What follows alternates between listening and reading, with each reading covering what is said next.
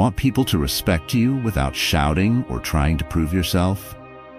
The truth is, real authority comes from the words you choose and the calm confidence behind them. In this video, you'll learn 7 phrases that instantly command respect, phrases that set boundaries, show strength, and make people take you seriously. Use them and watch how quickly others start listening, following, and valuing your presence. Number 1. I've made my decision. There are few things that command respect like decisiveness.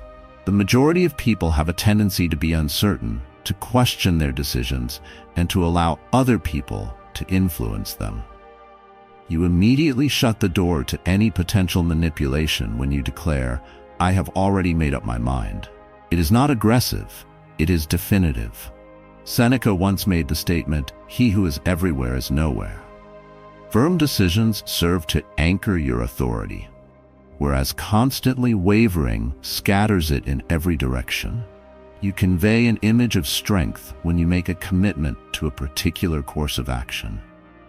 Although there may be some who hold a different opinion, they will nonetheless acknowledge your determination.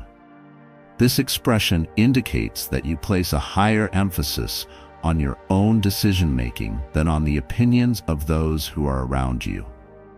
When it comes to the shortcomings that people are capable of exhibiting, indecisiveness is among the most significant. It is a sign that you either do not have faith in your own judgment or that you are excessively preoccupied with the satisfaction of other people. Both of these encourage a lack of respect. People will perceive an opportunity to exert pressure, debate, or manipulate you until you give in if you show any signs of hesitation. However, that opportunity vanishes as soon as you firmly state, "I have arrived at my decision." When you communicate that the act of persuasion has come to an end, you are also communicating that the discussion has reached its conclusion. This does not imply that you should become obstinate or refuse to take sound counsel into consideration. Rather than mindless stubbornness, reason was something that the Stoics held in high regard. My goal is to find the truth, so if someone can demonstrate to me that my actions or thoughts are not in accordance with it, I will gladly make the necessary changes, Marcus Aurelius told himself. However, once you have evaluated all of the available possibilities and have made a decision about which course to take, the time for discussion has come to an end. From that moment forth, steadfastness is considered more respectable than hesitation. Imagine a leader during a battle. A general who is always altering the orders that he gives is not held in high regard by soldiers. They always follow the person who is capable of making decisions with speed, clarity, and conviction. People are brought together by steadfastness, even if the decision is not ideal. Doubt is the result of vacillation. Similarly, if you demonstrate confidence in the decisions you make, people in your personal and professional life will have a greater degree of respect for you. Epictetus, who was another Stoic, offered the following advice. First, say to yourself what you would be, and then do what you have to do. Having an understanding of the principles you hold most dear, and then proceeding to act without making any apologies, is the embodiment of decisiveness. It becomes easier to make decisions when you have a good understanding of what you believe in, what you stand for, and what you are ready to accept. When it is simple to make choices, power inevitably follows as a result. Therefore, the next time someone attempts to exert pressure on you or tries to convince you with a continuous barrage of arguments, do your best to ignore the noise. "I have arrived at a decision," is what you should say to them while looking them directly in the eye and making sure that your tone of voice is stable and controlled. You will observe how rapidly the discussion comes to a conclusion and how the atmosphere in the room changes. You were able to get what you wanted because you spoke with the quiet confidence of someone who is certain of what they want, not because you yelled or forced your way through. Number 2, Let's keep this professional. Sarcasm, insults, and personal assaults are some ways that disrespect can covertly creep into a situation. As a result of many others responding in a similar manner, the situation gets out of hand and turns into an argument that is filled with shouting. However, the tone can be changed immediately with a gentle reminder. Let's keep this professional. If someone succeeds in provoking you, realize that your mind is complicit, taught Epictetus. When you say this term, you are refusing to be drawn into infantile conduct. You establish limits in a way that is free of wrath, however. It demonstrates to people that you will not tolerate disrespect, but also that you will not lose your composure either. The enduring respect that is earned here is a result of the delicate balance between toughness and kindness. When it comes to disrespect, the concern is that it can draw you into a fight that you do not need to win. You are immediately inclined to retaliate with a sarcastic comment of your own when someone makes a sarcastic remark. The discussion becomes less focused on the problem that is being discussed and more on who can assert linguistic dominance over the other participants. However, the second you become a participant in that game, you reduce yourself to their level of behavior. When you demonstrate to them that they have succeeded in provoking you, you are giving them control over you. This lack of composure was something that the Stoics cautioned people against. Marcus Aurelius penned the following words: "When it comes to getting revenge on someone, the most effective method is to avoid becoming like the person you are trying to get revenge on. You elevate yourself above others when you maintain a professional demeanor in situations where others are attempting to include you in petty disputes. You are able to maintain your sense of dignity, and in the long run, that sense of dignity will garner you more respect than any creative insult you could ever come up with." In addition, this statement safeguards your reputation. In professional contexts, people remember not only what you said, but also how you conducted yourself when you were under pressure. When you maintain a cool and steady demeanor while emphasizing that you want to keep the interaction professional, you are conveying the message that you are not going to allow yourself to be brought to a state of immaturity. It gives others the impression that you are a leader, someone who is capable of de-escalating situations rather than making them worse. Furthermore, the basis of achieving long-term respect is leadership. At its most fundamental level, this concept is reflected in the advice that Seneca offered when he said, "Anger, if not restrained, is frequently more hurtful to us than the injury that provokes it." An insult might hurt for a fleeting period, but if you react with rage, the damage will persist for a much longer time. It is possible that you could come to regret what you say, or even worse, that you will harm your relationships and possibilities. However, you can completely avoid the trap by simply using this single word. As you maintain your composure, you allow the other individual to expose their own inability to exercise self-control. Give consideration to the power dynamic that is in play. When you say, "Let's keep this professional," you are not just establishing limits for the other person, but you are also defining the atmosphere itself. You are assuming responsibility for the atmosphere, making it clear that this discussion will be conducted in a manner that is respectful and focused. The individual who has actual power is the one who can govern the surroundings without having to raise their voice at all. Just because you don't show your emotions doesn't mean you're cold or dismissive. It indicates that you are focusing on what is most important to you. Professionalism is not about completely eliminating emotion. Rather, it is about ensuring that emotions do not take precedence over rationality. The emphasis should be placed on discovering answers rather than engaging in discussions. And in doing so, you earn the quiet respect of all of the people who are observing you, even those who might not speak anything. Therefore, when contempt is present, Do not give in to the temptation to react. There is no point in exerting yourself to demonstrate that you can yell louder, think faster, or get angrier than anyone else. Rely on composure instead. Remind them that we need to maintain a professional relationship by looking them directly in the eyes. You are going to observe how rapidly the tone changes, how the insults lose their ability to hurt, and how others start to view you as someone who not only requires respect, but also naturally commands it. Number 3. That doesn't work for me. Although this phrase is quite brief, it has a great deal of significance. Individuals frequently consent to requests because they are afraid of engaging in dispute. When they really mean to say no, they say yes instead. However, it is not rude nor apologetic to state that does not work for me. It is a boundary that is stated with a sense of self-assurance. If it is not right, do not do it. Marcus Aurelius would tell himself every day as a reminder.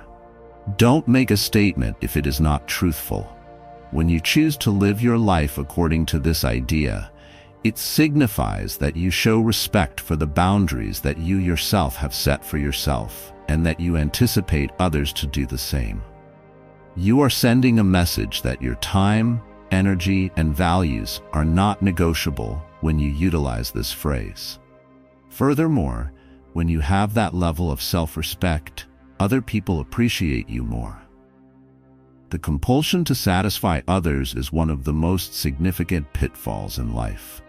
People are so afraid of being turned down or disapproved of that they will extend themselves to their absolute limit, agreeing to activities that exhaust them. On the other hand, this desire to gain the approval of others comes at a price. It diminishes your power to command and control. Other people are aware of this and take advantage of it. They come to the conclusion that if they apply sufficient pressure, you will eventually give in. Every time you make a compromise that involves your limits, you lose a little bit of respect for yourself. The Stoic philosophers were cognizant of the fact that living in accordance with the expectations of other people could be perilous. How much longer are you going to wait before you start demanding the best for yourself? Is a question that Epictetus once asked. Boundaries are that demand. When you say that doesn't work for me, you are making a statement that your life, your beliefs, and your priorities are important. It is not considered selfish. It is considered self-respect. Furthermore, the only individuals who can anticipate receiving respect from others are those who have regard for themselves. In addition, this statement provides you with protection from being manipulated. People frequently resort to tactics such as flattery, guilt, or creating a sense of urgency in order to coerce you into making choices that benefit others rather than yourself. You can eliminate their leverage by maintaining a calm demeanor and responding with, "That doesn't work for me." You are not rejecting the individual in question. Rather, you are rejecting the conditions of the agreement. And you are doing it without any resentment, which makes it a great deal more effective. No man is more unhappy than he who never faces adversity, Seneca said as a word of caution, because he is not allowed to demonstrate his own abilities. The establishment of limits becomes a challenge unto itself. It puts your courage to the test when you take the chance of letting other people down. However, when you successfully complete that examination, you demonstrate to yourself and to others that the value you possess is not dependent on whether or not they approve of you. Additionally, there is an understated potency that comes with the impartiality of this sentence. It should be noted that it does not attempt to provide an explanation, defense, or justification. The arguments that you are presenting do not provide any basis for discussion. You are not asking for someone to try to convince you. You are only stating a reality, which is that something does not align with you. Furthermore, truths do not need to be shouted in order to be respected. In practice, this term is freeing. If a friend is pressuring you to do something that you do not believe in, if someone asks you to remain over your scheduled work hours once again, or if you are being manipulated by someone who is attempting to corner you, you should look them in the eye calmly and explain, "That is not something that I can do." Pay attention to how the energy changes. In that time, the respect you receive won't come from how loud you are, but from the calm firmness with which you assert your boundaries. Number 4. I'll get back to you on that. Individuals frequently have a sense of urgency to make decisions right away. However, mistakes are more likely to occur when one rushes, and it also gives the impression that one is weak. You can regain control of the timeline by telling someone, "I will get back to you on that." Your ability to deliberate before taking action and your resistance to being readily influenced are both demonstrated by you. "Delay is the most effective treatment for anger," stated Seneca. The same may be said when it comes to making decisions. You allow rationality to take precedence over impulse by postponing your response. People who are able to take their time before responding to a question demonstrate power.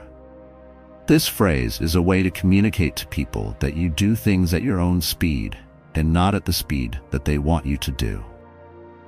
Furthermore, there is no greater way to earn respect than to demonstrate a sense of calm control over time and decisions. In a world that is preoccupied with speed, where people anticipate receiving responses immediately and want decisions to be made quickly, the capacity to take a halt is practically unheard of. When faced with pressure, the majority of people get overwhelmed with fear. They will act out of passion rather than reason, agree to terms that they do not comprehend, or say yes to obligations that they do not wish to make. However, when you calmly answer something like, "I'll get back to you on that," you are demonstrating that you are not going to allow yourself to be pushed. You have the ability to make your own decisions. You are not a slave to the sense of haste. This notion of pausing was held in the highest regard by the Stoic thinkers. Epictetus instructed, "Be certain that it is your own opinion that provokes you if someone else provokes you, because that is the case." The same is true when it comes to decision-making. It is not the pressure itself that compels you to do something, but rather your response to it. You can regain control of that reaction by giving yourself time to respond to a request after it is made. You opt to follow logic rather than acting on impulse.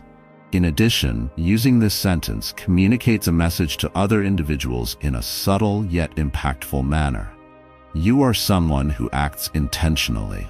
Although it is possible that people will not enjoy having to wait, they will admire the individual who refuses to be put in a corner. The soundness of their responses, not the speed with which they provide them, is the primary factor in the evaluation of leaders. Giving a quick yes might be enough to get an idea approved at the time, but it frequently leads to regret in the future. On the other hand, a thoughtful delay results in greater, more constant regard for the individual.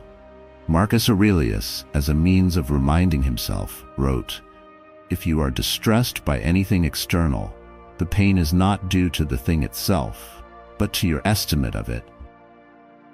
It is not the request itself that weakens you when someone encourages you to provide an answer in a short amount of time.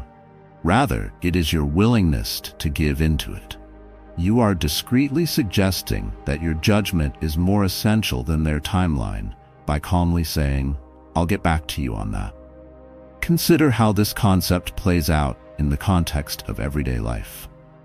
You are being encouraged by a coworker to make a commitment to additional work. You take a moment to consider your response rather than immediately agreeing, and then you say, "I'll get back to you on that." You are being pressured by a salesperson to make a purchase right now. You do not engage in arguments or defenses. Instead, you just state, "I will get back to you on that." You are put back in control of the situation when you use this straightforward sentence, which eliminates the sense of haste that is sometimes associated with making a decision. The person who is in charge of the timing is the one who is in charge of the dynamic in every interaction. People who act without thinking expose their vulnerabilities since they are easily pressured into making errors. Individuals that are deliberate garner respect because they take the time to consider their actions prior to acting on them. As far as making it plain that you are intentionally exhibiting strength goes, there is no better method than quietly postponing your response. Therefore, bear in mind that you are not need to raise your voice, engage in arguments, or defend yourself when other people attempt to pressure you into doing something you do not want to do. All that you have to do is take a moment, breathe, and then say, "I will get back to you on that." You will discover that people will cease to pressure you once they come to the realization that they do not have the ability to control you. You are in control of yourself. Number 5. I hear what you're saying. Just because you are listening to what someone is saying does not necessarily mean that you agree with what they are saying. Dismissing individuals too soon is a mistake that many leaders do, and as a result, they lose the respect of their followers. However, you can acknowledge the other person's feelings without giving up your own authority by saying something like, "I understand what you're trying to tell me." Possess a single mouth but two ears, which is a sign that we should listen twice as much as we speak, said Epictetus. Listening in and of itself is a subtle sort of power. Even if the ultimate choice does not go in their favor, people still have respect for individuals who listen to them and take their opinions into consideration. This phrase helps you maintain a sense of serenity, reduces the amount of tension, and positions you as a person who prioritizes reason above ego. The belief that one must dominate every conversation in order to get respect is one of the most significant errors that people commit when they are trying to earn respect. They do not hesitate to interrupt, speak over other people, and quickly force their opinions on others. However, respect is not something that is earned by making a lot of noise. It is something that is earned by being present. By listening attentively and refraining from rushing to speak, you present an air of calm confidence and authority. You don't have to try to prove yourself to anyone, since you are self-assured enough to listen to what other people have to say before you speak.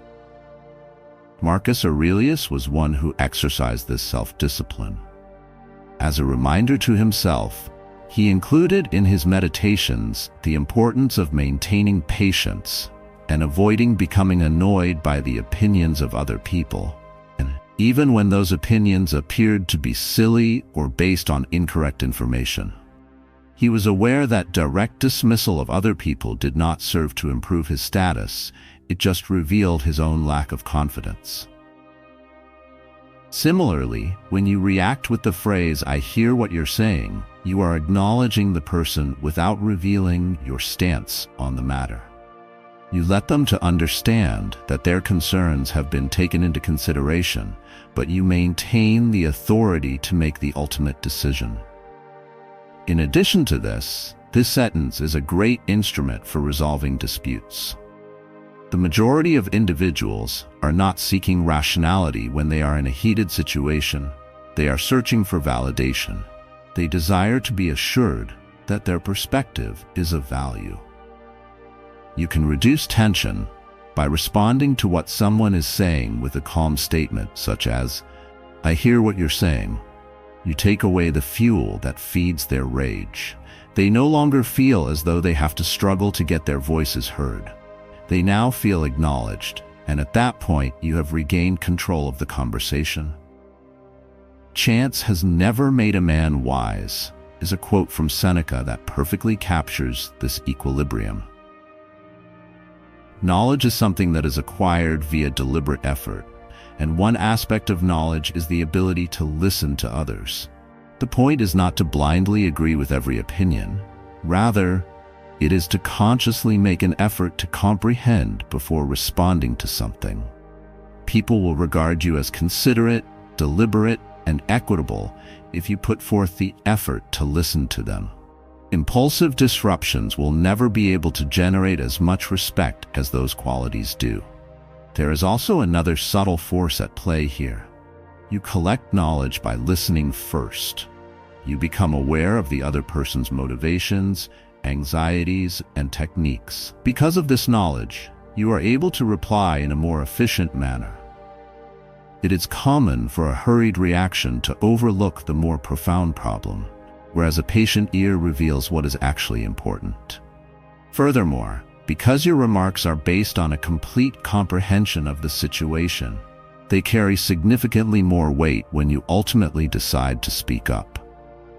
The use of this remark in a professional situation has the potential to completely alter the power dynamic within a meeting. Picture someone who is fervently trying to convince others of their point of view. You do not simply dismiss them out of hand. Rather, you meet their gaze and respond to them in a calm manner, stating, "I understand what you are saying." At that particular time, you establish yourself as a person who does not feel threatened, does not act defensively, and does not act dismissively. You are the one who is in charge, and you are maintaining a calm and collected demeanor while guiding the discussion. Therefore, the next time you are met with criticism, complaints, or strong opinions, make an effort to avoid the temptation to respond right away. Remain calm and stand your ground. Pay attention to what is being said, and when the time is perfect, be sure to communicate to them that you understand their point of view by saying something like, "I hear what you are saying." That simple word does more than just command respect. It creates it, brick by brick, through the calm strength of listening to others. Number 6. We'll move forward with my plan. Authority is not of any value if there is no direction. A person who genuinely embodies the qualities of leadership will first consider all of the possibilities, listen attentively, and then decide on the future course of action. When you say, "We will continue with the plan that I have devised," you are communicating to everyone else involved that you have taken their suggestions into consideration, but that you are ultimately responsible for making the final decisions. The statement in question is not intended to convey a sense of arrogance, but rather a sense of determined action. Stop wasting your time arguing about what constitutes a good man. Marcus Aurelius once told himself as a reminder, "Be as one." In the same way, do not waste time debating what ought to be done over and over again. Make a decision and then take action. Even if people do not completely agree with decisiveness, they nevertheless admire it. This is due to the fact that in circumstances where there is little certainty, clarity of direction is of greater value than indefinite compromise. Another quote from Seneca that illustrates his emphasis on the need of action over hesitation is, "It is not that we have a short time to live, but that we waste a lot of it." Waste is manifested in several ways, one of which is through indecisiveness that lasts for a lengthy period of time. You slice through the haze of hesitation when you announce, "We will proceed with my plan of action." You demonstrate that you prioritize advancement over remaining in a state of inaction. This does not imply that the opinions of others should be disregarded. You have already given them a chance to express their point of view by the time you use this term. You have allowed reason and perspective to influence the choices that you have made. However, after that decision has been taken, you drop anchor and set sail. Inner conviction was held in high regard by the Stoics. They believed that once reason had completed its task, the following stage was commitment. In any organization, respect automatically gravitates toward the individual who is bold enough to take on the role of leader. The majority of individuals are afraid of accepting complete responsibility because they are aware that if things do not work out, they will bear the brunt of the blame. However, the Stoic mentality prepares you for this. Results are never completely in your control. Only your decisions and actions are. The things that are within our control include our opinions, pursuits, desires, and aversions. In short, anything that is the result of our own actions, Epictetus asserted. After you have come to a logical conclusion, the final result is no longer under your control. It is now in the hands of fate. You demonstrate your strength when you calmly declare, "We will proceed with the plan that I have put together." You are not someone who is shy or someone who is overbearing. You are the kind of person who listens, considers, and then makes a decision. Furthermore, in a world where the majority of people shy away from taking on definitive responsibility, such calm authority commands a great deal of respect. Number 7. That will be all. The statement that is used to bring an end to the conversation by declaring that it is over is this one. It does not allow for any questions or discussions. It is steadfast and it is self-assured. That will be all communicates power without a hint of hostility. It demonstrates that you are the one who determines when the talk is over. Individuals frequently undermine their own authority by allowing conversations to continue for an excessive amount of time. They believe that they have no other option except to provide explanations for themselves, justify their decisions, or address never-ending objections. However, the ability to recognize when enough has been said is a sign of strength. You can establish yourself as someone whose word is credible and trustworthy by ending conversations in a tidy manner, without apologizing or hesitating. Seneca cautioned against engaging in constant conversation, telling us that life is very short and anxious for those who forget the past, neglect the present, and fear the future.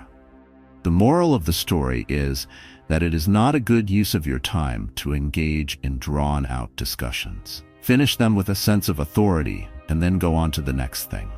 A conclusion that is straightforward and succinct demonstrates that you appreciate time, both your own and that of others. Marcus Aurelius also repeated this discipline of economy in speaking, writing, "Let your words be few and well chosen." That will be all is the perfect embodiment of this concept. It embodies the very essence of both brevity and control. Explanations that are not absolutely necessary. Emotional extremes of any kind are not allowed. Nothing more than a calm resolution. Epictetus instructed that the first step in achieving dignity is to be in control of one's own self. You show that you have control over your inclinations to debate or to provide excessive explanations if you conclude a discussion in a decisive manner. You establish the tempo, you establish the limits, and you demonstrate that respect is achieved via self-control and not through domination. And before we wrap things up, if you have found these lessons, which were inspired by Stoicism, to be beneficial, you should click on the subscribe button right now so that you do not miss out on any future tactics for developing strength, respect, and calm authority. Respect is not something that can be commanded simply by increasing the loudness of your voice. Rather, it is something that is earned through the weight of your presence. The belief that true strength is a calm, measured, and controlled force that is based on self-mastery was shared by Marcus Aurelius, Seneca, and Epictetus, who all taught it to their students. These 7 phrases are tools that you may use to help you embody that strength. Use them in a responsible manner. When you speak, say less, but imply more. Maintain your composure and avoid shouting. You will also be able to observe the change in the way that people start to interact with you, due to the fact that respect is not something that you can demand in the end. It is something that you order in a calm manner.